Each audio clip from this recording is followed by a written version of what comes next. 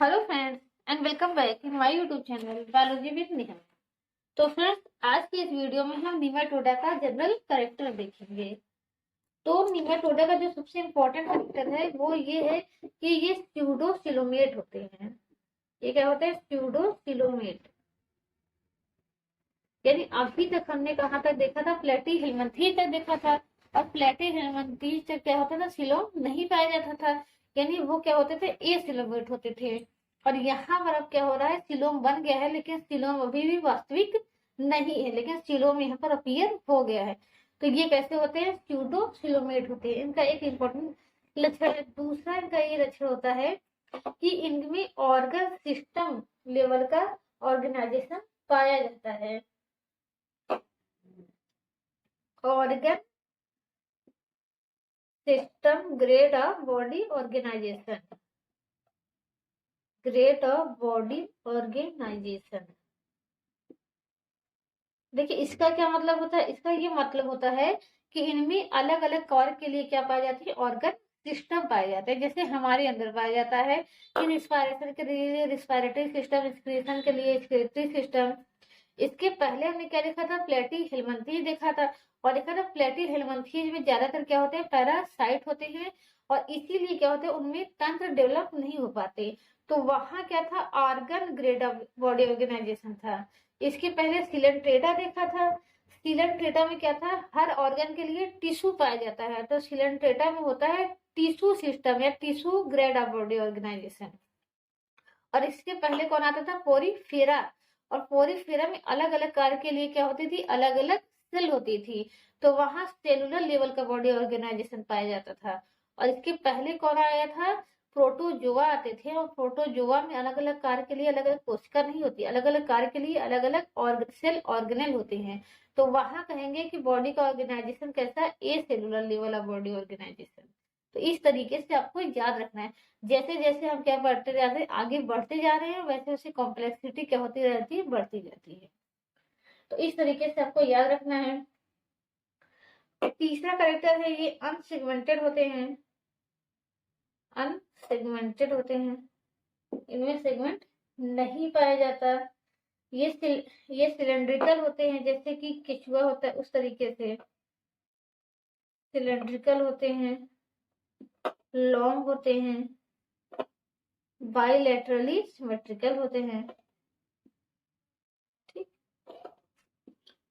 Cnidaria में कैसी symmetry पाई जाती है? रेडियल पाई जाती है। उसके अलावा सब में कैसी पाई जाती है? बाइलेटरल पाई जाती है। इसके बाद फिर एकाइनोडर्मेटा आएगा। एकाइनोडर्मेटा में भी रेडियल होती है।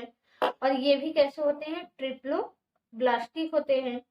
यानी इनका शरीर जो होता है वो 3 लेयर से मिलकर के बना होता है। एक्टोडर्म, इंडोडर्म और मीसोडर्म।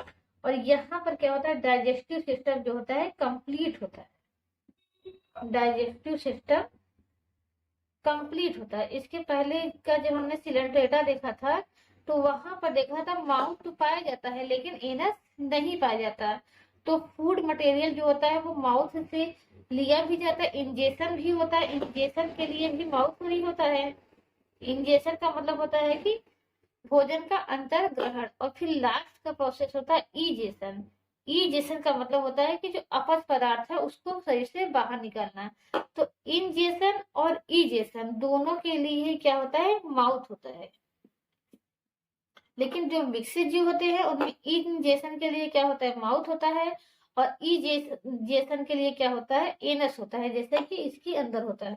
तो जब माउथ और एनस दोनों पाया जाता है तो कहते हैं डाइजेस्टिव सिस्टम क्या है? कंप्लीट है। और जब केवल माउथ ही पाया जाता है और माउथ के द्वारा ही इंजेशन भी हो रहा है और इजेशन भी हो रहा है, तब कहते हैं कि डाइजेस्टिव सिस्टम क्या है? इनकम्प्लीट है। तो सिलेंट्रेटा में क्या होता है? डाइजेस्टिव सिस्टम इनकम्प्लीट होता है। फिर बात करें, उसके बाद आता है प्लेटी हेलमिंथेस। तो प्लेटी हेलमिंथेस के क्या होते हैं? परजीवी होते हैं। बात करें लिवर फ्लू की तो वहां डाइजेस्टिव सिस्टम क्या होता है? पूरी तरीके से डेवलप नहीं होता। या डेवलप भी होता है तो ज्यादा उसका फंक्शन भी नहीं होता, क्योंकि वहां पर क्या हो रहा है? भोजन के पाचन का काम नहीं हो रहा है। वो पचा पचाया भोजन ही क्या कर रहा है? ग्रहण कर रहा है। फिर उसकी बात करें टीनिया सोलियम की, तो टीलिया सोलियम में तो डाइजेस्टिव सिस्टम जो होता है वो कम्प्लीटली ही एब्सेंट होता है, वहां पाया ही नहीं जाता। तो डाइजेस्टिव सिस्टम तो इनमें वेल डेवलप है, लेकिन अभी भी इनमें सर्कुलेटरी और रिस्पायरेटरी सिस्टम नहीं पाया जाता है। सर्कुलेटरी और रिस्पायरेटरी सिस्टम नहीं पाया जाता है। सर्कुलेटरी और रिस्पायरेटरी सिस्टम अभी भी इनमें क्या होता है, एब्सेंट होता है। फिर बात करें इनकी, तो रिस्पायरेशन एक्सक्रीशन के लिए क्या होता है, प्रोटोनेफ्रेडिया होता है, ये भी याद रखना है, ये भी इसका इंपॉर्टेंट करेक्टर है। अब इसके बाद निमेटोडा के बाद कौन आता है, एनीलिडा आता है। एनीलिडा में रिप्रोडक्शन सॉरी एक्सक्रीशन के लिए क्या होता है, नेफ्रीडिया होता है। और निमेटोडा में क्या होता है, प्रोटोनेफ्रेडिया होता है।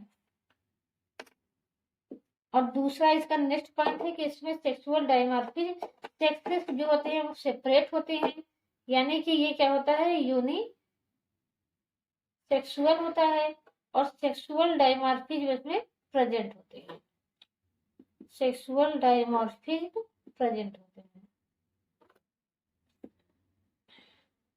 तो इसका एग्जाम्पल अगर हम देखें तो एग्जाम्पल आपका आता है फाइलेरिया वर्म, या जिसको हम क्या कहते हैं, बुचरेरिया बैंक्रोप्टाई कहते हैं।